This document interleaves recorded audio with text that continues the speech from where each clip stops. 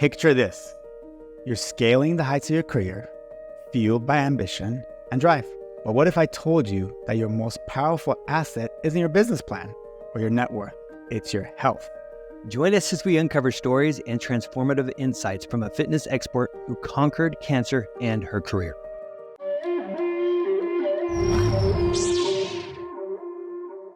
Today, we're joined by Fitz Koehler. And if you feel like you've heard the voice before, you're probably right. She's the voice of sporting events like the Los Angeles Marathon, Buffalo, and Big Sur Marathon.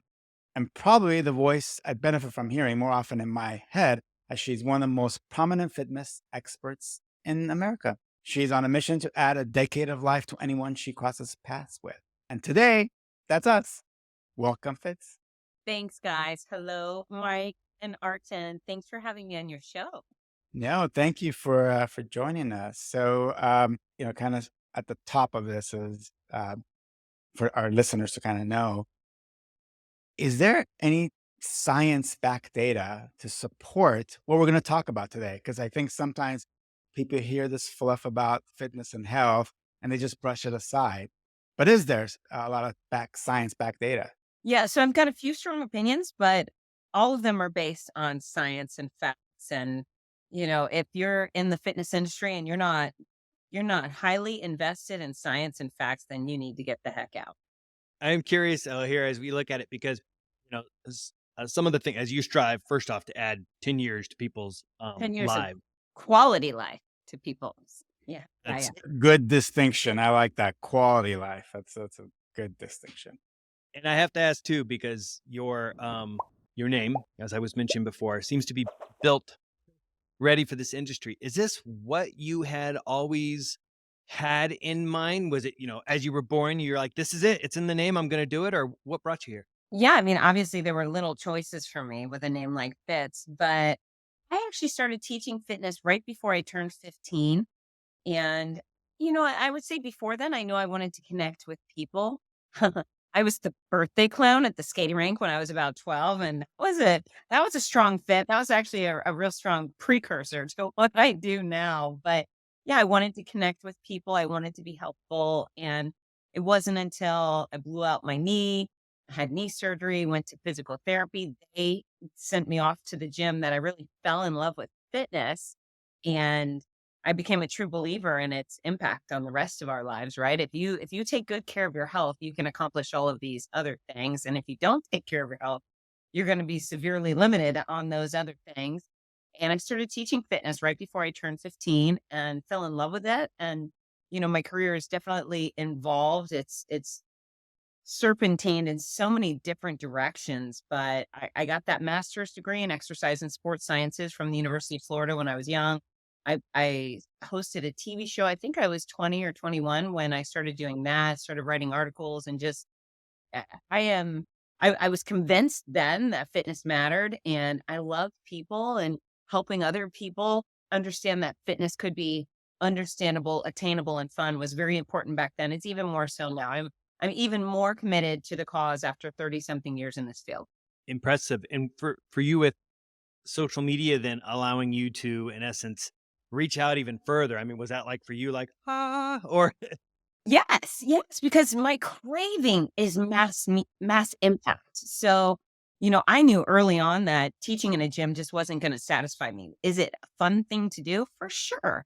But reaching only 50 people at a pop became torture for me. And so anything that brought me closer to 1,000 or 10,000 or 30, or sometimes I have 50,000 people, or with television, sometimes I get millions. That's just crack cocaine to me. It's addictive.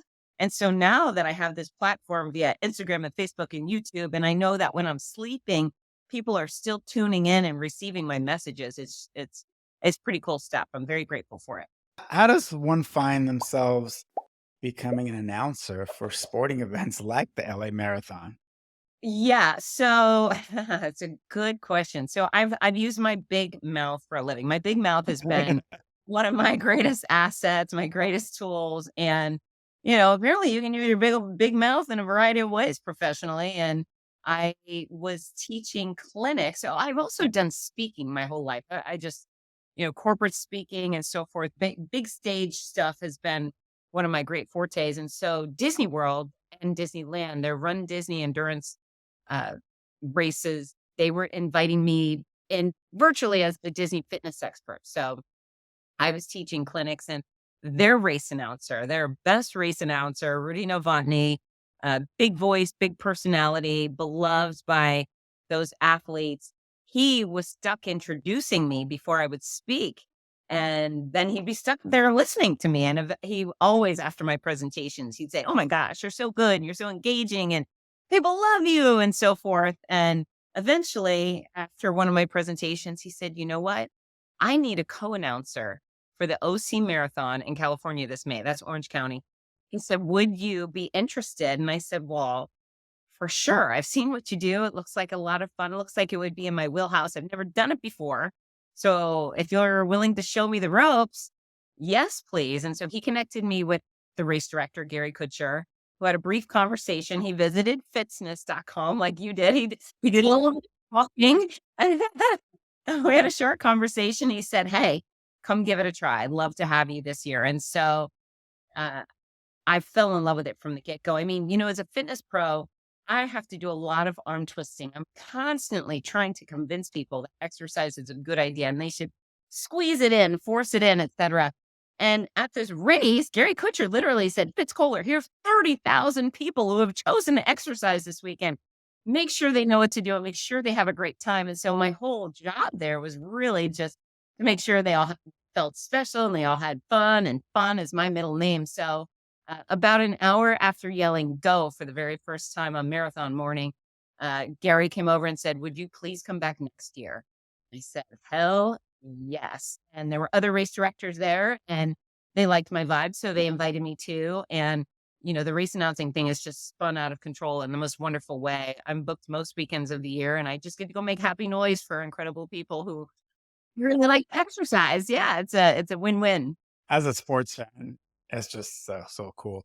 Are they other sports besides racing that you announce for?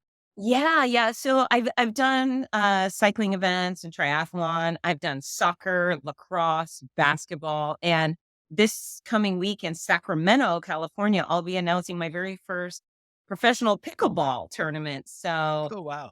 yeah, That yeah, and That is again, great. hopefully help make that fun. that could become huge in its own right as pickleball takes off even more. How do you approach these? Like, if you're not familiar with a sport, like, what's your approach to getting educated about the sport so you can actually come across as an expert when you are announcing?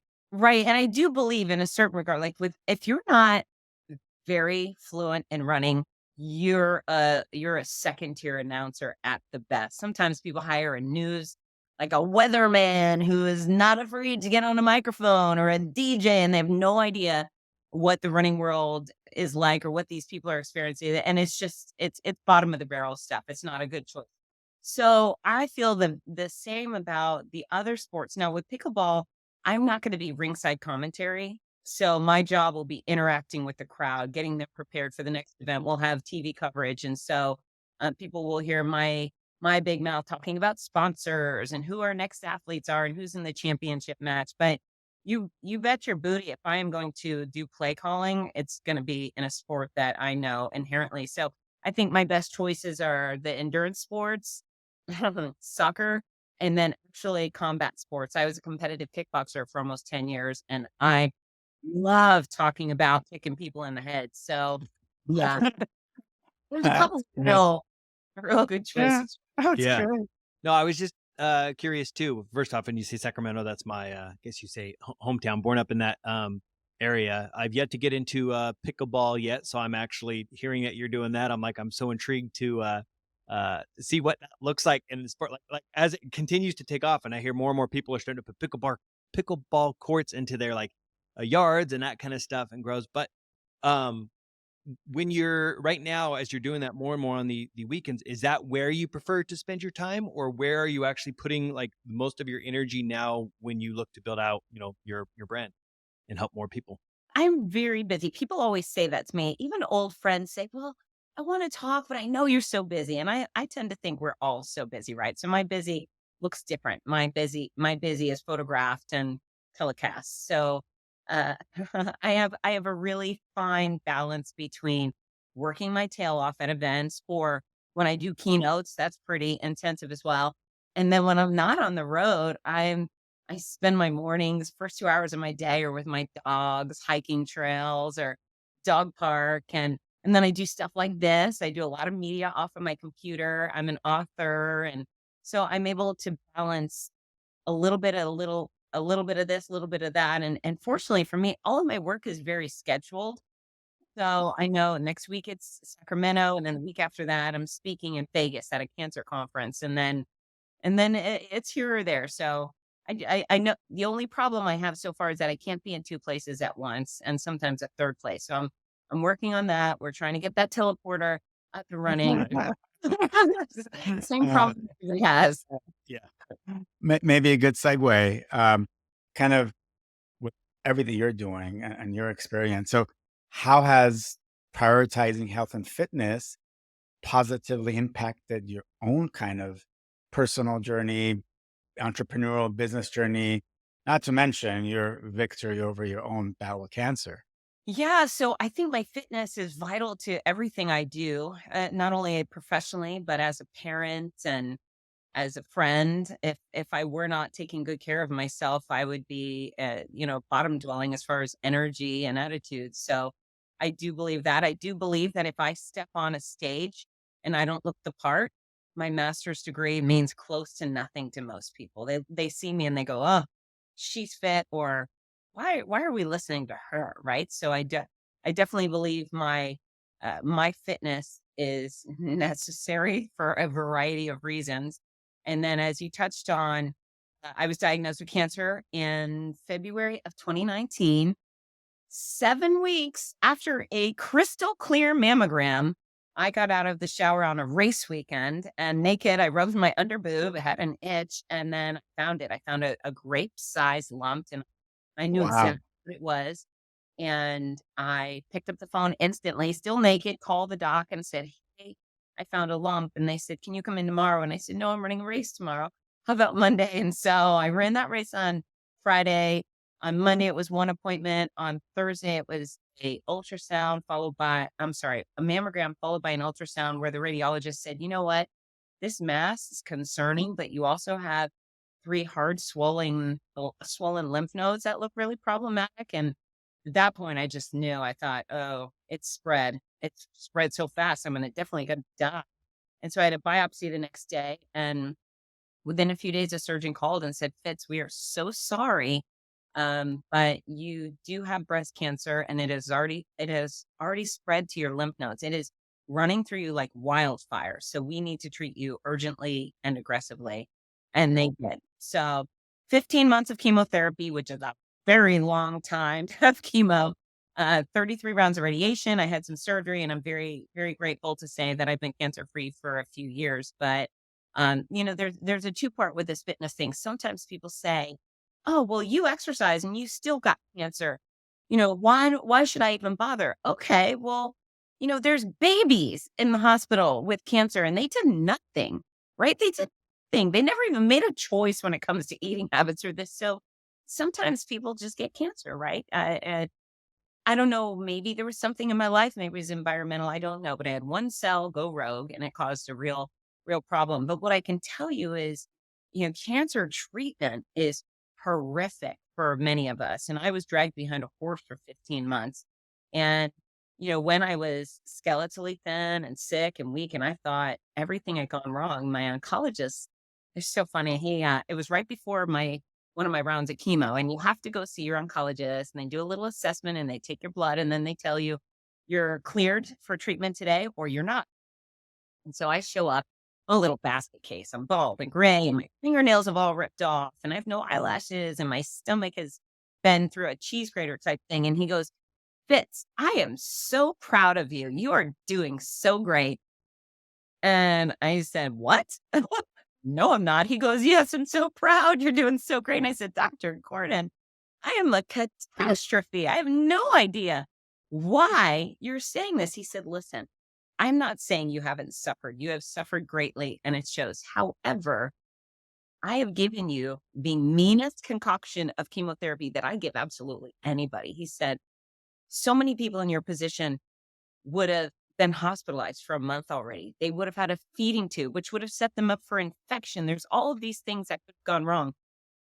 I'm not telling you you haven't suffered. However, because you were so healthy and fit coming into this nightmare, I've never seen anything like it. You have traveled the country almost every weekend doing this outlandish thing you do, this race announcing and speaking. If you were not so committed to health and fitness on your way in and during treatment, there's no way you would have been able to do what you've done. So, yes, I know you're suffering, but your healthy habits have paid off in spade. And so that really was an aha moment for me that, oh, yeah, this thing that I talk and tell other people about really does work.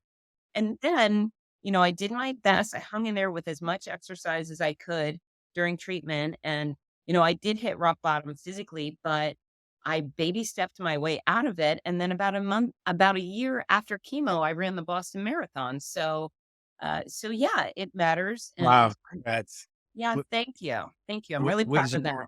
no, it's amazing, and so many questions around it. First off, was your resolve when you came back out of it? Was it like, "Yes, now you beat this full speed ahead because you were free in some cases," or what was that like? Yeah, yeah, I have been unleashed. I mean, it's not that I was ever I cowered away from much before, but it I'm close to impossible. I am a yes woman. I say yes to almost everything. I had never run a marathon before Boston, but I got the invitation. First, the guy who invited me, I cursed him out a little bit. I was like, "Why would you do this?" And then I said, "Give me 24 hours." And I thought, well, why would I not? Right? Because what could be harder than cancer? And certainly running a marathon is not anywhere close. If you're someone who's run the Boston Marathon and you think you're big stuff, well, you are big stuff, but it's nothing compared to your neighbor down the street with colon cancer, right? So, and then now I've been invited to do a Dancing with the Stars competition for a national ballet. I assure you, I have zero dance background, and it's wild. I'm doing the jive, which is crazy fast, and I'm gonna perform live in front of 1,000 people, and then it'll be live streamed. And I, I'm not afraid. I mean, it's hard. It's really hard. I feel like I'm spinning out of control, but thanks, cancer. Now I know what actual fear looks like and feels like. So, yes, I'm unleashed and I say yes to everything, and life is spectacular.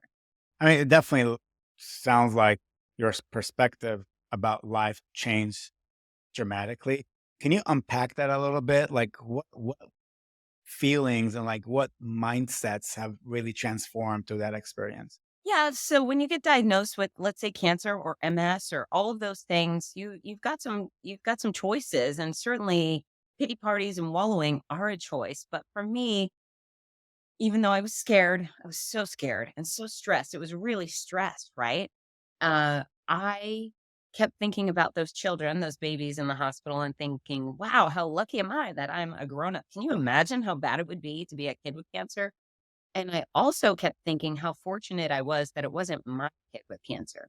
And so if cancer came knocking at my house, I'm so glad it chose me. And that really went a long way. I mean, I wasn't like, yeah, I got cancer. But I kept that perspective, and someone always has it worse, and so it's okay to feel sad, it's okay to feel stressed, and I certainly probably cried for a good 10, 15 minutes every day, but then I would dry my tears and get on with it, and, basking and wallowing in misery is not a good thing, so I'd vent, and then I would do my best to go be the better version of myself. How did you keep yourself, strong during those times when your body is so weak because of what you're being put through?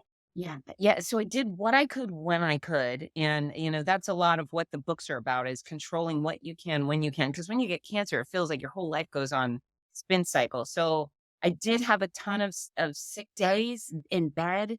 Every day was a sick day. That was my thing is for 15 months straight, I had a violent stomach bug. It was just nonstop.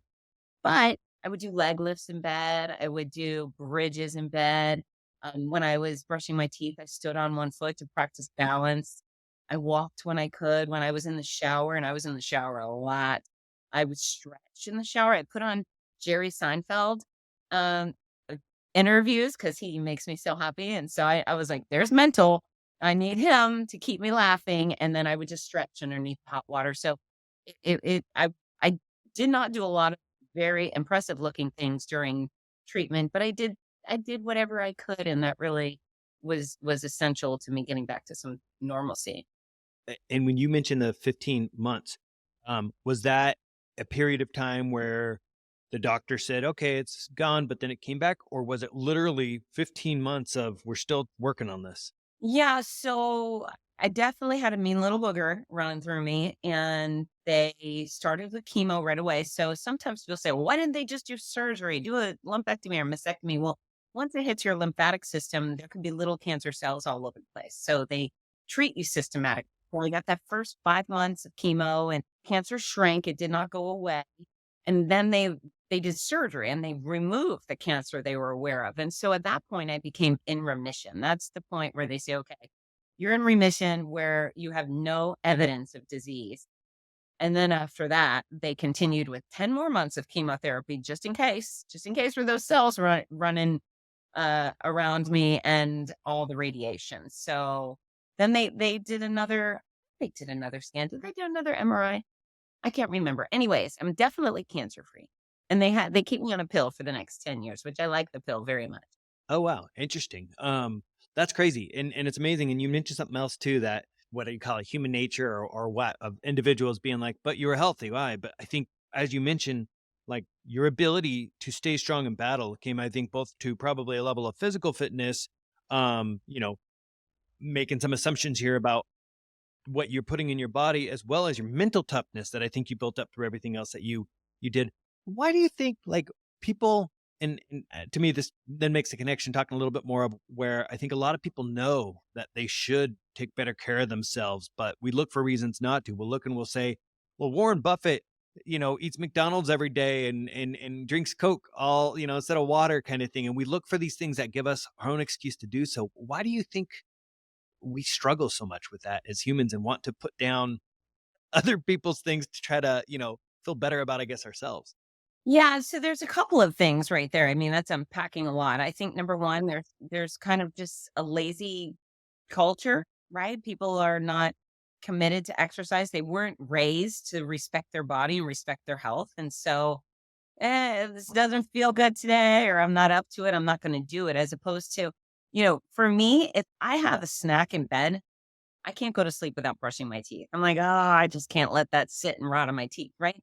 So I have this urge to be better. Not everybody has that urge to be better. On the flip side, there's a lot of people being lied to. There's a lot of people who claim that they're fitness professionals or nutrition people, and they're selling lies. They're selling diets and pills and supplements and all sorts of snake oil. And they literally will look someone in the eye and say, if you give me $50 for this powder, you're going to lose lots of weight and you're going to feel great. Forget that Fitz Kohler and all of her exercise nonsense, right? Why would you peel a banana when you want to eat something quickly? Go buy these chips instead. So, yeah, it's a combination of laziness, culture, not being raised in a certain way, and then being lied to and having someone offer you the easy way. There really is no easy way. You cannot have a fit body without strength, flexibility, cardiovascular fitness, and balance. It's impossible. You have to be proficient in all four things. Even if you run marathons, if you can't stand on one foot for a few moments, you're not fit. If you can't do a couple push-ups, you're not fit. So, know this, that any crisis you may face physically is going to be so much less miserable if you are healthy and fit going into that crisis. So if you're kind of a sickly, weak person who's overweight and you get hit by a bus and then you're going to try to rehab, good luck with, right? But if you're like you two gentlemen and your bodies and your normal weight, you're going to have a fighting chance. You'll go to physical therapy and, you'll start to rebound and there's a good chance you will get back to normalcy because you take good care of yourself. And of course, when it's funny when people start to get a cold, what do they like to eat when they get a cold? Like, what do you think? Oh boy. Well, yeah, the chicken Soup. noodles, that kind of stuff comes to mind. Well, But yeah. most people, they start to get the sniffles. They go straight to vitamin C. Oh, I got to have vitamin C. I have a cold. Okay, well, let's pretend you've got cancer or MS. Let's talk about the power of nutrition. You could do a lot of good things for your body fortify your body if you're eating wisely. If you're not, you're just dragging yourself down. So you don't have to be perfect. I hope everybody knows you don't have to be perfect. You don't have to be a marathon runner. All of those things are, the extreme versions, but be committed and then do something for your body daily and choose more healthy foods than unhealthy foods. And you'll be better than you would without those choices. It's funny as you say, because we all want the the magic pill. And even in that case, when you mentioned vitamin C, in that scenario, it's like, okay, go to that. But it's like, well, you needed the overall nutrition before you headed to just that. Um, but I'm curious, as you mentioned, also culture and some other things like that. When you were growing up, were you raised this, like, were your parents fitness slash healthy eaters, any of that? Yeah, no. Well, we were raised with sports. Sports was always a huge deal in my family, and we played all the sports. And my mom always had fruit on the table, but she also had Entenmann's donuts every day and pound cake or coffee cake, those standards there. So we were given healthy food, but there was definitely a lot of unhealthy food. We had no idea about intake, calorie management. Those things were never discussed. We had all the soda in the world. We had lots and lots of cavities growing up. I mean, that wasn't that wasn't a good choice, but we were fitness minded just because we enjoyed sports and my parents, I'm going to give them credit. They did go to the gym. Gotcha. I was just curious on that because Makes a oftentimes, yeah, difference. Yeah, it yeah, makes a difference.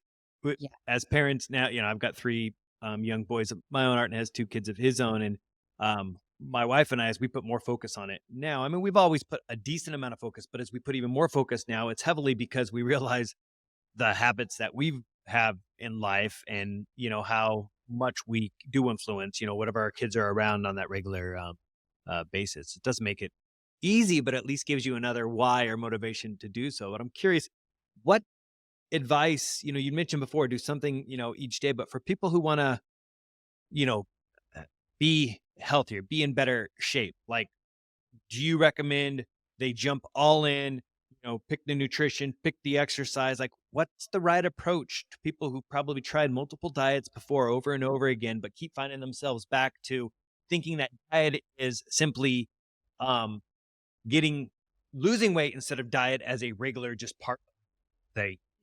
Yeah, so I actually we have banned the word I say we, I have banned the word diet from my website, fitness.com, unless we are mocking diets.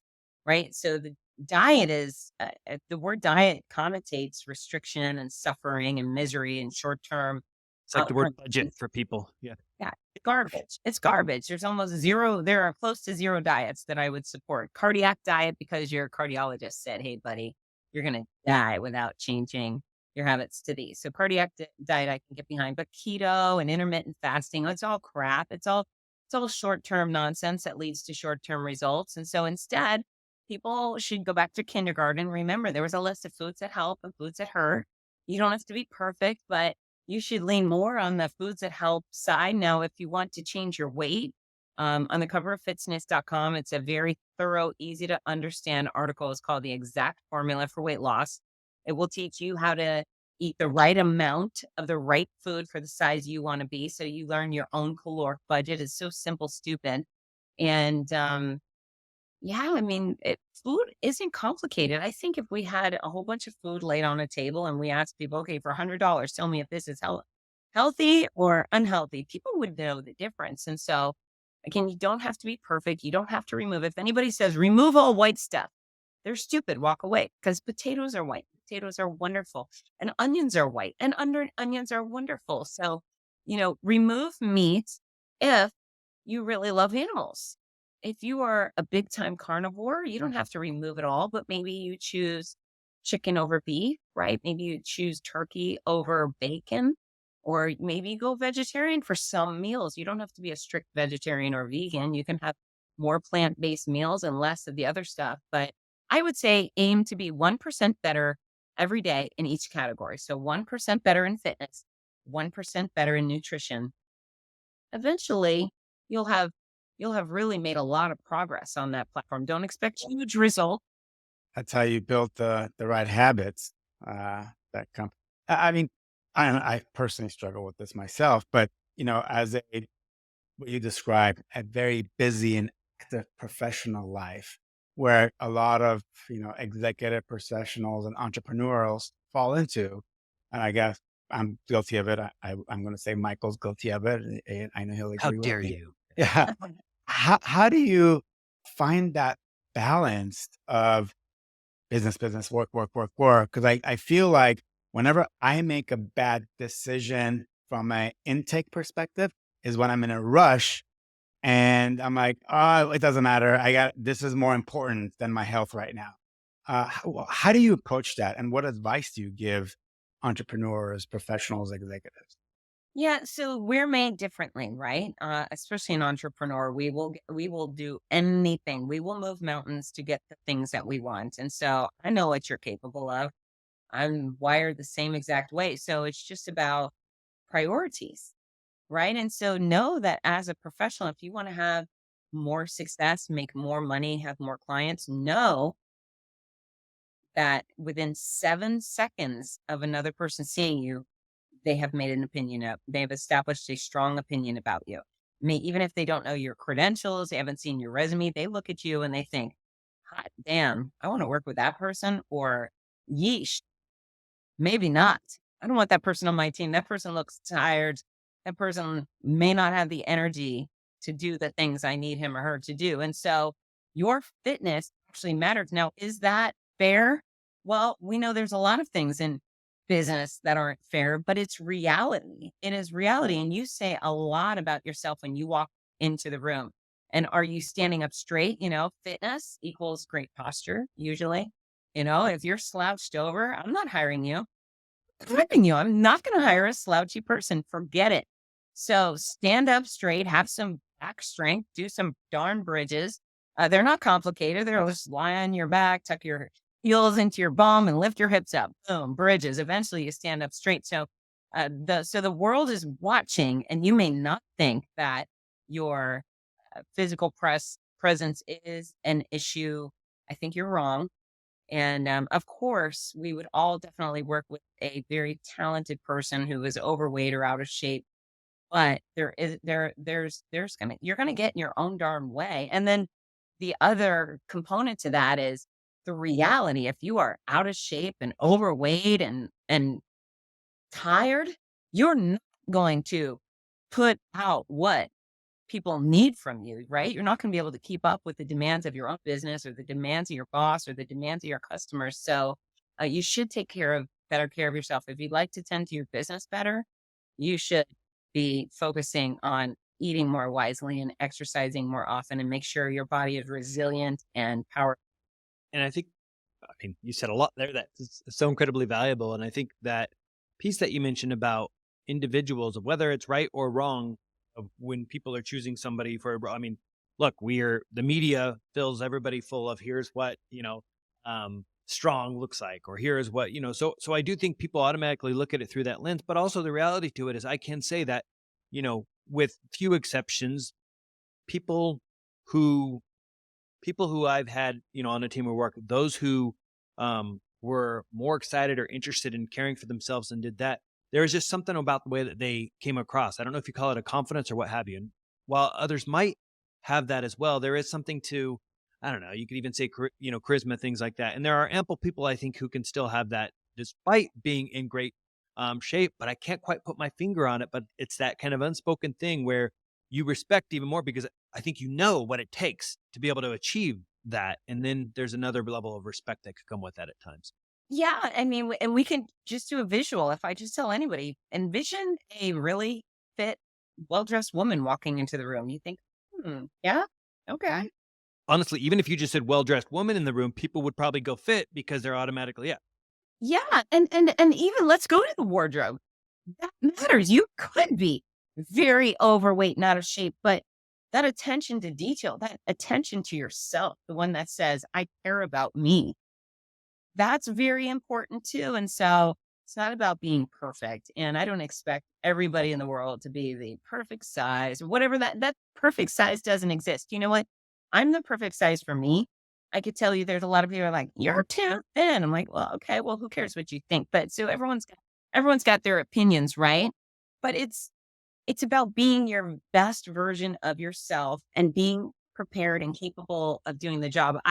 One of my keynotes is called First Impressions and Lasting Impressions. This is what we're dealing with. And that's all of that stuff is outside your credentials, your degree, your storytelling, all these other components of who you are, your sales ability, for example. Yeah. Will people even give you a chance if they look at you and just think, that guy doesn't sleep well?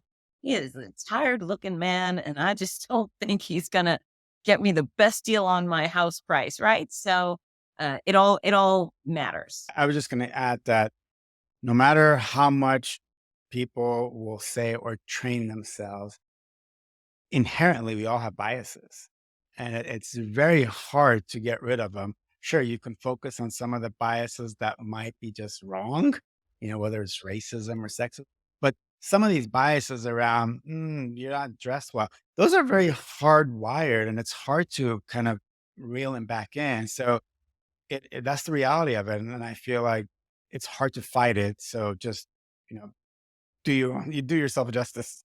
Yeah, and so you touched on something very important is it's totally unacceptable to uh reject somebody or choose somebody based on these qualities they were born with, right? Right? If there someone was like, I'm not going to work with a white girl, what do I do about that, right? But if somebody says, I just need energetic people on my team and that person looks sleepy, right? Or that person doesn't care. I I was speaking to a group of Florida Realtors Association a few years ago, and we were just talking about as simple as your footwear. Your footwear speaks a lot about you. And we were talking about what type of shoes are appropriate for your career. And of course, we had some realtors who are from the Florida Keys. They are not in three-piece suits, Flip right? flop. There's so, okay, let's say you're a realtor in the Keys. Okay, can you get a pedicure, right? If you're going to wear those sandals, and you care about your feet. So I'm not trying to pigeonhole anybody into a specific look or whatever, but be the best version of you. Let people know that you have self-respect, right? You care about yourself and you can perform. And when they see that, they're going to be more likely to want to be a part of you. That's a really great way to put it when I think self-respect side of it. And I think, that becomes a quality when hiring and looking at somebody, because with that does come, and that self-respect again can come in different sizes, but it's the self-respect ultimately that is critical. You said something else earlier that this just makes me think a little bit of too, where you need to show up on stage. And obviously for your job, if you showed up on stage and you didn't look the part, to this degree of at least being somebody who's taking care of themselves when you're telling others they should, it's always the big challenge I have with doctors.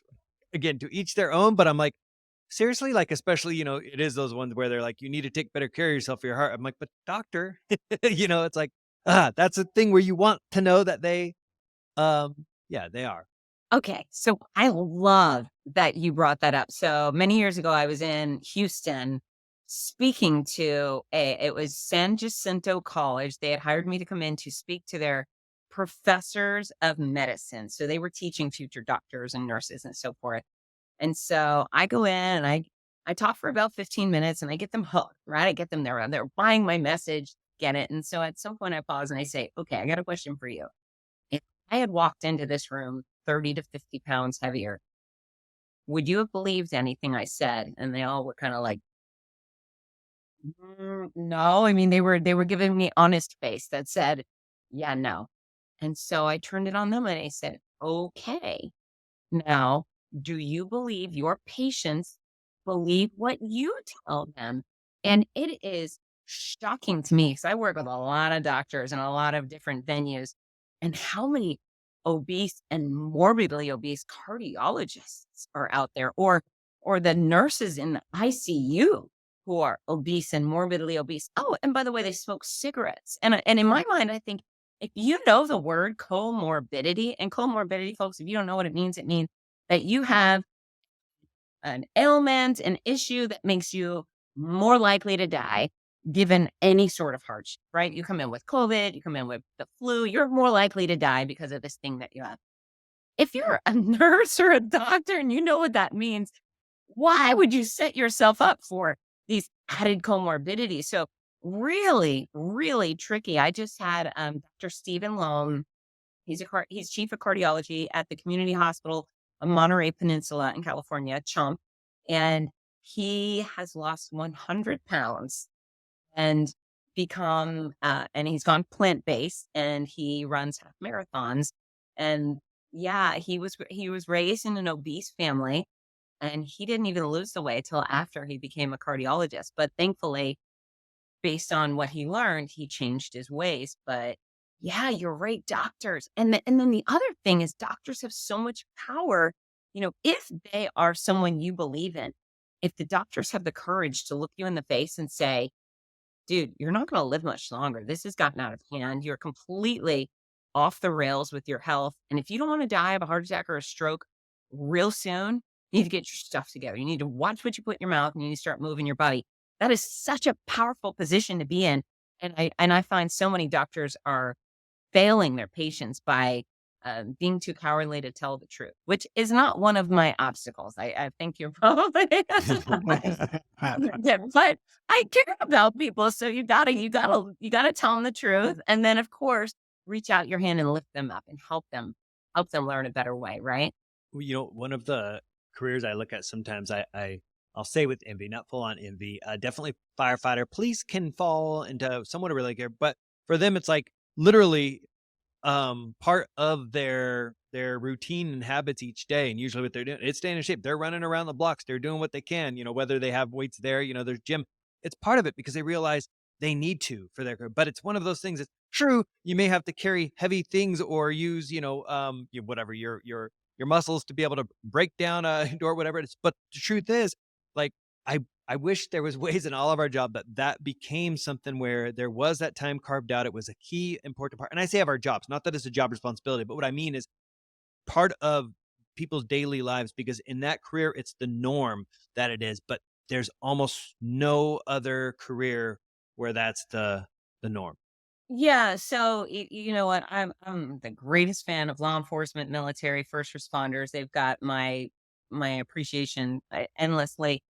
Sadly, not all of these first responders are in great shape, and eventually they pay the price. I mean, either the community pays the price because if they're the cop, they can't get to you to help you out quickly enough, or and I've spoken to many law enforcement agencies and fire departments, but poor firefighters, they're also lifting people up. Firefighters, EMS, they do like a two-for job, right? And can you imagine having to lift the old guy or gal who fell in their bathtub, get them out of the bathtub, torque them, spin them? And so they end up with all sorts of strange aches and pains just because they weren't strong in their It's like playing core. professional sports. Yeah. Yeah. Yeah. So it definitely is essential. And you know what? If you're a desk jockey or you work on an assembly line or whatever you do, it the onus is on you to force it in. Now, fortunately, many companies care. They care instead of the old cigarette breaks, they're giving you a stretch break, or there's a corporate fitness center, there's a gym in your job. But if you don't feel like you have a full hour to go to the gym every day, okay, fine. I bet a lot of you have dogs. Walking that dog vigorously, great exercise. It's a great start. And then you can always drop down during those, Zoom meetings. So me and you, we're on the thing. I'm doing dips right now. So yeah, you can move right now, guys. I'm getting Yeah. more Yeah, I exercise know, than right? I feel you like I because should just because, yeah, there's that. so let's all do that together. Let's move our arms up and Right? that's it. Now we're in it. So it doesn't have to be complicated. Some people say, well, you really can't accomplish much in a minute. That's silly. Okay. Do 1 solid minute of push-ups. Do 1 solid minute of burpees. Okay. And tell me again that you can't accomplish a lot in 60 seconds. So, force it in. If you get on the phone with someone, walk around the block and talk. It's called walk and talk. There's a lot of things you can do and all the little efforts add up. For a period of time at work when we were having a contest there, healthy getting ready.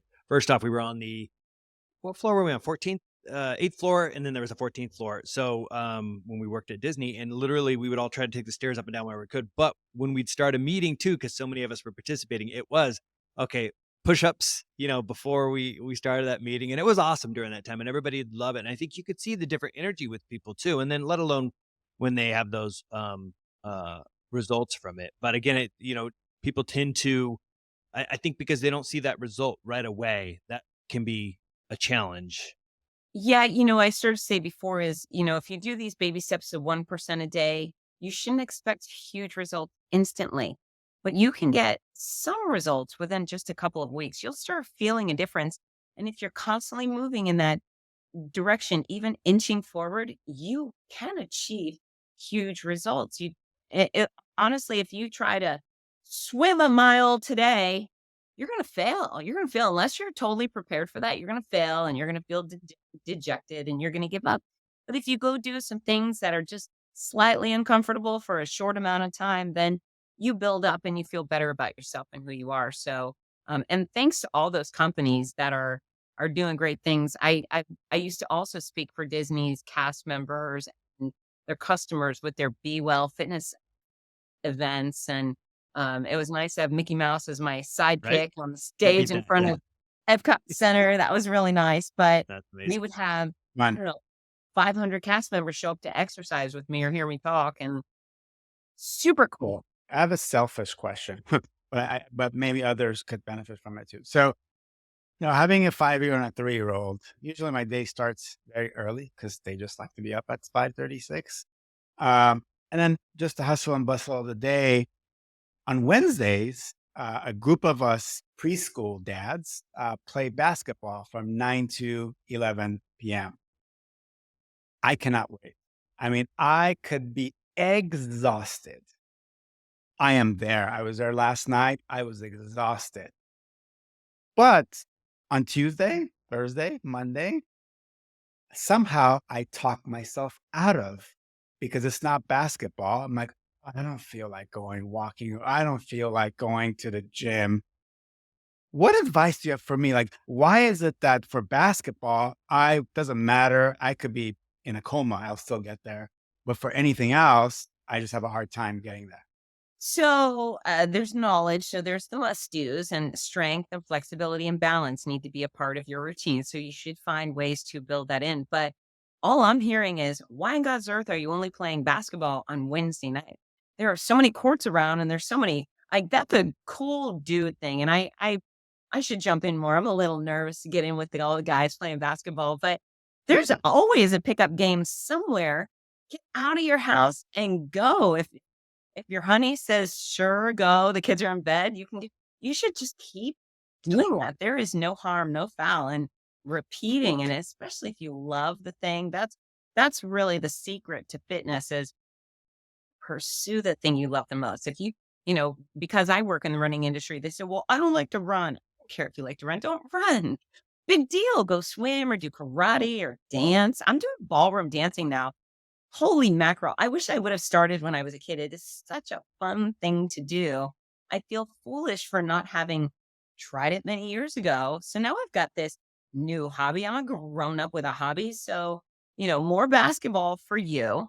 And then, of course, know that it's important for the rest of your body that you do some strength training. So maybe just reserve, you can do a whole body strength training routine in 20 minutes or less. Give me that twice a week. That seems like small little chunks that would work for you, right? Yeah, for sure. And then when you're with your kids, you can certainly do stretches while you're watching cartoons with them or playing with toys. So, add these other elements in throughout your day, but more basketball for certain, more basketball. Kids at your age, anyway, the size are those are really good kettlebells. Just take the kids. Yeah. There's the Brilliant. Maybe there's something here. I'm not an expert on art, but yeah, if you know what she was saying about the stretching and the weights, well, if you could connect that maybe to your game, because it will have some benefits to your game, then maybe there's a little something there, so it's not completely painful as you go, because it's gonna step that up. But I should tie it to getting my game improved on the courts. That should well, I would actually probably work. Yeah. Hey, you know what? Every sport, the good athletes have strength and conditioning coaches, right? So it's not just about swinging a bat really well or taking that shot. It's about preparing your body to be better at that sport. So no matter what you play, yeah, the other elements of fitness will support that. The other sport that I'm addicted to is golf. So I find myself subconsciously in the middle of the living room like just pretend swinging. And then my wife is like, again, you're doing that. I'm like, oh, okay. It's such an addicting sport. I wish I could, but it's not, and one that you can play regularly easy just because of the nature of it. But it's another good one. So go on YouTube and look up strength training and stretches for golfers. There's a ton of that. And especially because that's another one of those bad back sports, twisters, and you get a bunch of grown-ups out on the course and someone's always throwing out their back. So can you rotate? Can you build strength in this direction to make your shots better and to avoid injury? For sure. Yeah, see, for me, I enjoy the weightlifting side, but I hate, I don't want to say cardio, but in essence, so I'm like, dang. So that's the pain for me. I get jealous sometimes when I hear people who enjoy running and stuff. The one place where I was able to get myself though is I do enjoy Spartan races. Now, granted, I'm still on the what's the baby one called? The smaller one, not to undermine it. The Savage or 5K. tough litter. No, the easy one in Spartan. I think it's called the Sprint. Instead of the Beast. The Beast is big. But yeah, no, it's still, I mean, it's still decent. But because to me, it breaks up the run with obstacles. And that's the part for me that makes actually running like, because otherwise when I just run forever, I know some people love it. They love what it does in their mind. But for me, I'm like, when do I get to where I am? But with obstacles in the way, that's like, it's the fun and exciting. I just need a place that changes the obstacles on me regularly. So yeah. So I am totally down with that. It's actually my favorite form of racing too. I love Spartan, Savage, Tough Mudder, all of those things. For people who think you're maniacs, you can walk the whole way if you want. There's no obligation to run. And in fact, there are zero races where you're obligated to actually run. But let's say you think, oh, well, I can't do pull-ups. I can't do that. Okay, if you don't want to do the obstacles, just don't do it. They have a corner where they'll say, do 20 burpees in exchange for this. But I just walk by those things. I tell you what. Like, if I fail on an obstacle, you are not gonna find me in the corner doing burpees. I just say, tried that, failed, keep going, and nobody cares. So The first one I did, that was, and after I got up, I'm like, "Oh my gosh, my wrist from the burpees." I'm like, I've put myself out of a race. You would probably crush me on this. I tell you, the one thing I still can't tackle, and I gotta work on this a little bit more, the rope climb. I don't know what it is with that thing, but it's finesse, it's skill, it's you well, all can the things I don't have. No, I'm just kidding. yeah, it's like you have to loop your foot around or Right? yeah, it's This takes definitely coordination. yeah, go to a CrossFit gym, even if you don't wanna do CrossFit, go there for one night and say, "Hey, teach me how to rip." That's a good idea. I like Yeah. that. This is such a fun conversation. We can go for a long time, but to kind of wrap this up, I know you touched on your books. So can you tell us a little bit about your books and what inspired you to write them and become an author on top of everything else you've done? Yeah, thank you. So my first book was about 15 years ago. It's the Everything Flat Belly Cookbook. It's still in publication. It's doing great. But more interestingly, I wrote the Cancer Comeback series during and after my fun ride with cancer. And the first one, the first one I wrote is a memoir.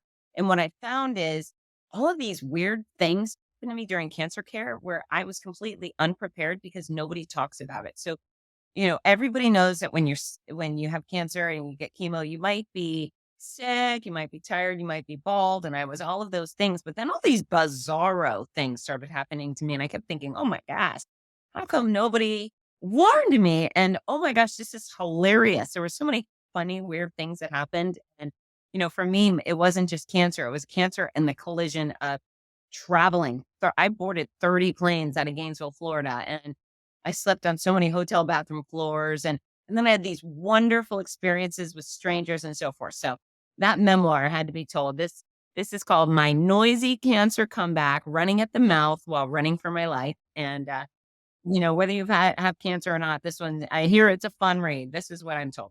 And then when I hit rock bottom during treatment, and it was probably about the time where my mom said, "You need to eat. You look like you're in the Holocaust." And I said, "Yeah, I get it." And I did. I was 110 pounds. I'm 5'5". It was the bald and the gray. It was all bad. And it was post surgery. I went to the gym to start lifting weights again. I had to take a little pause while was recovering. So I was so excited to get back in the gym. And so I go there and I sit down on a machine. I put in the pin where it's supposed to go to lift the weight I used to lift. I sat down and I pushed and nothing happened. And so I lowered the weight and nothing happened. And what I found is I had lost 80% of my strength. 80%. I was just a little weak little skeleton. And so what I decided is, at that point, I felt like most people would probably burst into tears, flee the gym, get in their car, go home and give up. But for me, even though I was mortified by this information, I thought, you know what? I know how to rebuild my body. I know how to do this. I'm a fitness pro. I'm going to go baby steps and I'm going to get it back. I knew 100% I was going to get it back and I did. But at the same time, I really agonized for my peers, those millions of cancer patients globally who are ravaged by their disease or their treatment, and they have absolutely zero clue how to get it back. So, endless studies prove that you can weaponize exercise and nutrition to get yourself to make yourself more likely to hit remission and less likely to have a recurrence. And all the oncologists and the nurses will tell you, you should keep exercising and you should eat right. Well, about an obstacle course race because how the heck do you do that when your taste buds are murdered and you're so sick? And so I know how to do that. So I wrote the book to help people figure out how to eat right and exercise and get the quality sleep and complementary care like acupuncture and massage and so forth during their treatment so they can go from sick to strong. So your healthy cancer comeback sick to strong. Hopefully at some point, I'm hoping that every newly diagnosed cancer patient will get this upon diagnosis and use it. There's pictures in here on how to exercise. Let's see, how to exercise in bed, how to exercise in chairs, how to eat right.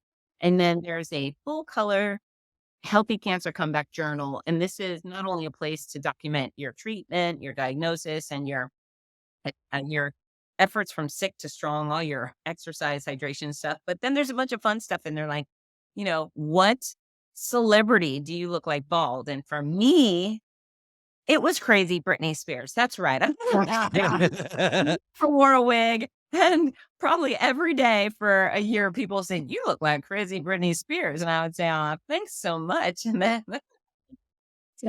silly things like what have you nicknamed your tumor and so forth. So anyways, the books are doing really well and they're very popular as gifts. So if anybody is looking to do something generous for one of their friends or loved ones fighting cancer, fitzness.com is my home base. The books are sold everywhere, Amazon and Barnes and Noble. But if you come to fitzness.com, I autograph all of them and I send them out with a fun free gift. And it's nice for me to be able to connect with those people who need the added support. That's great. And it directly ties into your mission of adding 10 quality years to everyone's life. That's just wonderful. I'm gonna I have a neighbor right now who's would benefit from that the books or both those books. So I will do so. I really wish, as I hear that and see that, it's like those should be things that like doctors are actually literally saying, and here you go. Doctors, I mean, people usually what am I saying? I know when people are facing something like that, obviously I'm sure they go into their own research and stuff after they get past that phase of, what it means for their mortality. But like to be able to hand somebody and say, this is it, and here's your journal, and here's how we're getting through. Like, I actually think it almost provides, I don't want to call it additional hope, but almost more of a guide that otherwise is missing from people's lives. So really cool. Well, you're right. And fortunately, I've had a ton of cancer centers and oncologists order these guys in bulk to give to their patients, which I love. But you're right. It's Babe Ruth swinging for the fences. My goal is, again, one day, every single cancer patient, these books, especially these most recent two books, will end up in their hands. And if you love someone with cancer and you think, gee whiz, I could help, this is a way to actually help. They all have a blanket, all have a hat, they all have a scarf. You don't need to keep piling those things on. Give them power, give them control of their own destiny. I think, again, I'm a true believer in this health and fitness thing. It actually works. I love it. I do have to ask one question though here about your own as you look at health, or maybe a couple questions here. What is your favorite go-to dessert? Favorites would be chocolate covered strawberries. Okay, got it. There's still a balance of health. Is that dark chocolate or milk chocolate? No, milk chocolate. Yeah, Milk okay. chocolate. Yeah. Keep the white too, I guess. And generally speaking, for yourself, do you approach your meals in general? Like, do you have a certain set that you try to stick with, or are you kind of all over the place with it? Like, any best practices that you like? Yeah, so I am a vegetarian. I love animals. That's really the thing, is that eating a friend makes me sad. I'm actually friends with so many chickens. I live in Gainesville, Florida. It's very rural, and I have friends with farms, and I just can't do it anymore. So I've been very vegetarian for a long time.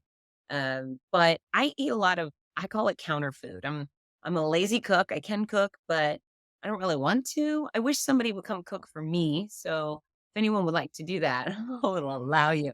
So I keep stuff on the counter. I keep tangerines, which I gobble up throughout the day, and bananas, and I keep nuts there. And I know it all sounds super boring. I have baked potatoes. My dinner usually is like throw a baked potato in the microwave, add some salt, tomatoes I dice up. I mean, I'm an actual vegetarian who eats lots of produce, lots of nuts, and then I have a piece of chocolate every darn day, and I love, with a deep passion, decaffeinated Diet Coke. Because you don't need any more caffeine in your life. Is that your energy is already? Another just fun question. Iced tea and water. Iced tea kind of be equal because there's so much water in iced tea. Can it be used as a substitute for your water intake? Yeah, so all of our beverages are hydrating. There are warnings that, oh, if you have too much caffeine, so caffeine will stimulate your bladder. So some people, if they have to pee all the time, quite often their bladder is irritated by caffeine. So yeah, I mean, do you have, maybe if you're having those extreme Monster or whatever energy drinks with tons and tons of caffeine, that could dehydrate you. But for the most part, any liquid you're consuming is adding more hydration than it is taking away. And tea's a great choice, especially if it's unsweetened, or you're sweetening with something natural like stevia. So I'm a tea drinker sometimes, but I like decaffeinated tea. Again, I'm such a nerd. I will admit, for me, it's like even though what's Ted Lasso say about dirt water, I'll have hot tea. But because for me, it gives me something to do instead of snacking or something else that I might think of, because it still feels like, it's, yeah, there's something to it. But I mix between black and herbal or green. So Yeah, I'm always cold too. I'm a trim woman from Florida. So if you can imagine me standing outside on a windy day at the Big Sur Marathon, or in Philadelphia, I need hot tea. I just down it. So good. So good. I live in northern Idaho, so I this might even be reaching beyond your cold limitation. No, summertime only. Well, this has been so much fun, and I've personally learned so much new. So this was great. Um, I know you already kind of sprinkled in some of the websites, but where can people find you? Yeah. Oh, thank you again. So Fitzness, it's FITZNESS is the brand. Fitzness.com is my home base for everything. I am Fitzness on Instagram and YouTube and Facebook, and I love LinkedIn connections. And, if y'all follow, I promise quality content in return. But really, what I would prefer is for, if you follow, to connect and say, I heard you on the Art and Michael show, and I'd love to be friends, because I'm always looking for new besties. Awesome, love it, and a chef. And a chef, that's right. Yeah. And a Yeah, cooking, we'll cleaning help you with person. that. I'm good at cleaning Keep and going. Yeah. organizing. I am for sale. Yeah, you might have almost had someone, but then you added cleaning to it. They're like, whoa, whoa, whoa, whoa. So you got to pick your. Yes. Well, again, thank you so much. Uh, if you have any questions for Fitz, comment below or reach out to her. But just in general, let us know what you think, and we'll see you on the next one. Thank you.